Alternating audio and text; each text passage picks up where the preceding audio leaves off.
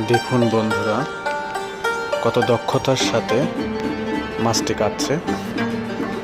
আসলে এরা মাছ কেটে জীবিকা নির্বাহ করে। 20 টাকার বিনিময়ে মাছ ভেদে প্রাইস নির্ধারণ হয়, বা কী ধরনের মাছ আপনি এনেছেন তার উপরে প্রাইসটা নির্ধারণ হয়। ছোট মাছের ক্ষেত্রে একটু রেট বেশি।